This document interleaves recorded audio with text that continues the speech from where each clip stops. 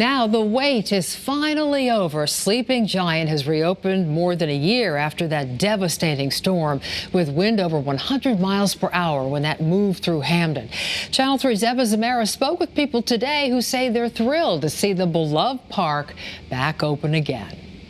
Sleeping Giant State Park opened up at 8 o'clock this morning, but people were here ahead of time, excited and ready to head in. Terry Bombase was one of the first people there. She's been coming to Sleeping Giant State Park for decades. It looks beautiful. You know, they've done a great job. As a longtime Hamden resident, Terry says it was heartbreaking to see the devastation in town after an EF1 tornado touched down in May of last year. The damage from a microburst at Sleeping Giant is still visible. I could still well up with tears. She felt it was important to be there for the park's reopening. I saw it on the news this morning that they were reopening, and I said I have to come because it's very special. Terry wasn't alone. The parking lot filled up quickly with many people anxious to return. These three Quinnipiac University track and field teammates tell me they've missed coming here. It's definitely a lot different than it used to be when we showed up. Every year as part of preseason, we would do like a team hike, and last year we weren't able to do it here, so it was really disappointing. A lot of work has been done these past 13 months to get the park ready. It seems like a lot of trees fell down. These toppled trees needed to be cleared away and trails were cleaned up. You had to climb over trees to get anywhere. All that in there, like where the tower trail starts, you couldn't even see the beginning of the tower trail. The gate was covered, everything. You just didn't even really know where you were. It was just weird. But everyone I spoke to told me they're just happy they can visit their beloved state park once again. Even though the park has reopened, there is still more work to be done. Park staff are asking that you're mindful of that when you do visit Sleeping Giant. In Hamden, I'm Eva Zamaris, Channel 3 Eyewitness News. All right, thank you, Eva. A swimming area at one state park will be off limits until later this month. According to the Department of Energy and Environmental Protection, Mashmucket State Park swimming area in Pomfret will be closed until June 19th. The DEP says the water tested for higher than normal levels of bacteria. The rest of the park will be open for visitors. We have some breaking news now from New York. Guilty on all counts. Jurors have reached a verdict in the Justice for Junior murder case. 5 accused gang members were on trial in the Bronx for the stabbing death of 15-year-old Lissandro Guzman Feliz, known as Junior. The teenager is killing outside a bodega in the Belmont section of the Bronx last summer was captured on camera. Prosecutors say the suspects killed Junior after mistaking him for a rival gang member. The 5 gang members were all found guilty on all counts. 9 other suspects are also accused of taking part in this assault. Those 9 will be tried at a later date. The 65-year-old owner of the Waterford Speed Bowl was set to be sentenced today, but will now learn his fate on Monday. Bruce Beamer was convicted of involvement with a human trafficking ring that preyed on mentally ill and intellectually disabled boys and young men. If convicted, Beamer faces up to 30 years in prison. Still ahead tonight, ending religious exemptions for vaccines. New York is cracking down amid the measles outbreak. We'll tell you when the new law goes into effect requiring vaccines. When I was in that water, I was like praying. I'm like, I'm 17. I got so much to do. A shark attack survivor speaking out. She lost a leg but says it won't stop her. How the teenager plans to turn the attack into something good for her and sharks. The countdown to the Travelers Championship is on. Coming up next on Eyewitness News, a look at some of the preparations underway. Connecticut's most watched local news. This is Channel 3 Eyewitness News.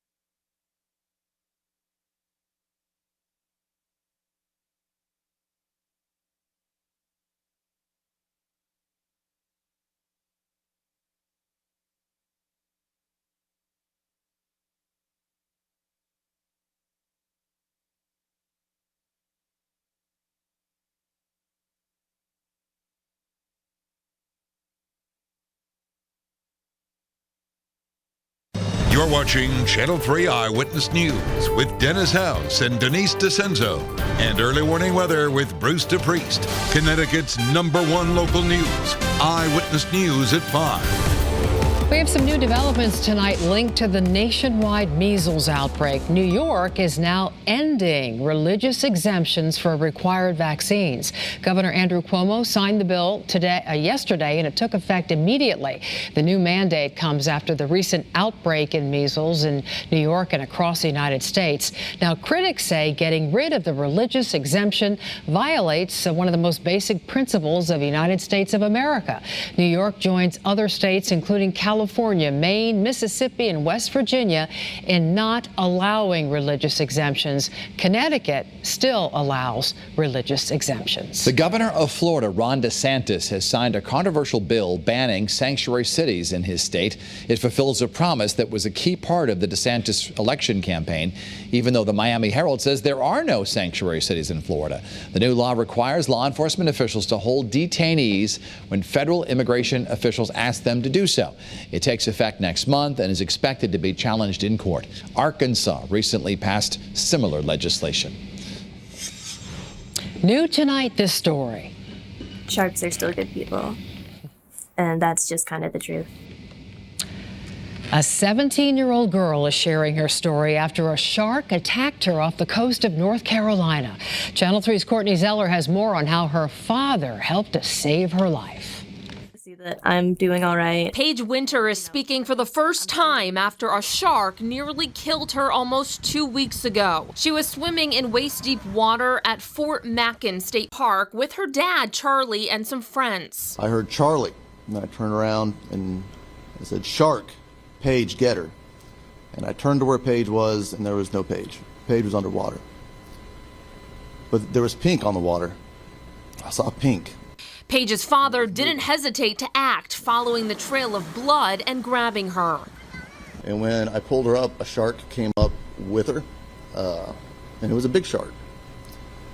It was a big shark, and it kind of thrashed a little bit, and I had a big eye just staring at you. And I immediately just started to hit it. When I was in that water, I was like praying. I'm like, I'm 17. I got so much to do. Eventually, the shark let go and her dad rushed her to shore. I just held her face. I just couldn't stop saying I love you. Paige was taken to a local hospital in Greenville where her left leg was amputated. She was treated for other injuries too, including damage to her hands. Paige faces a long road to recovery, 6 months to a year of rehab. Her dad says that won't stop her. Paige is going to do great things.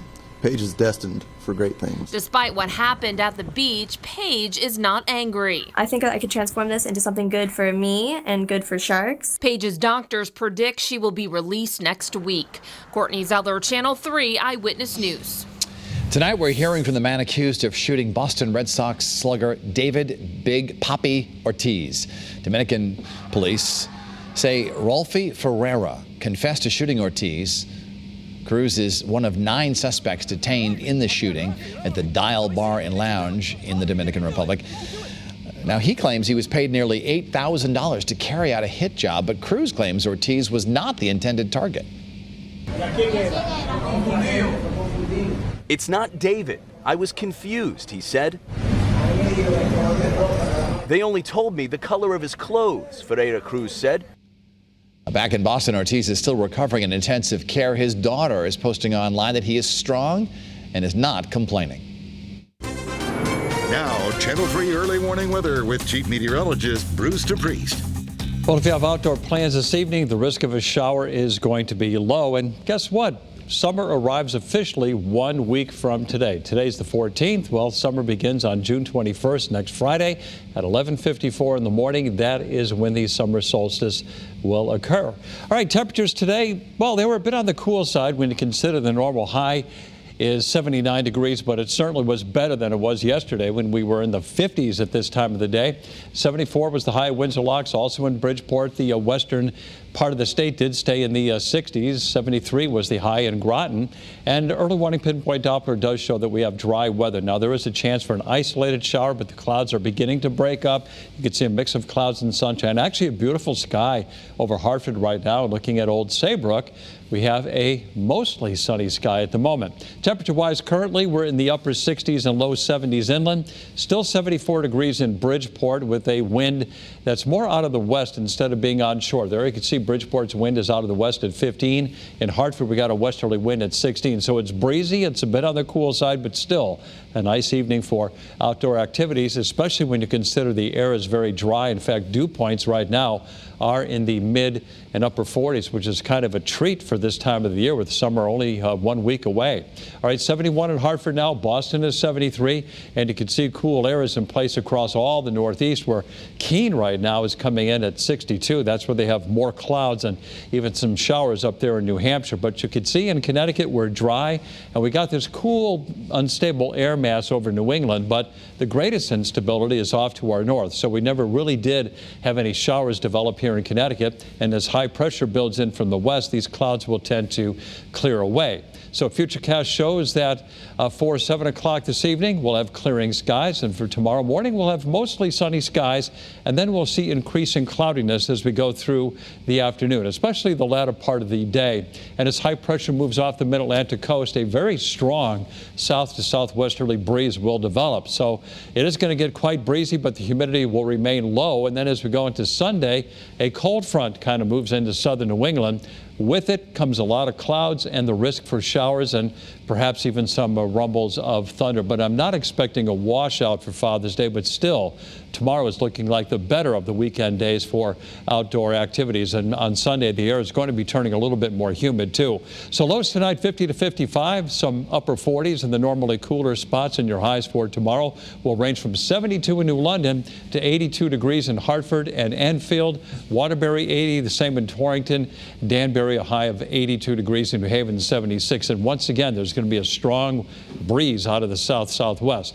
So for now, we'll say Sunday, a high near 80 with mostly cloudy skies and the chance for showers and maybe some thunder. The same holds true for Monday. And then Tuesday, for now, we're going to say a mainly dry day with a high of 84, and that should carry over into Wednesday. Thursday, most of the day is dry. There could be some late day showers, and if some of our models are correct, Friday could be a cool day with periods of rain. And of course, tournament play at the Travelers Championship begins on Thursday of next week. For the shoreline this weekend, 76 Saturday and 77 on Father's Day.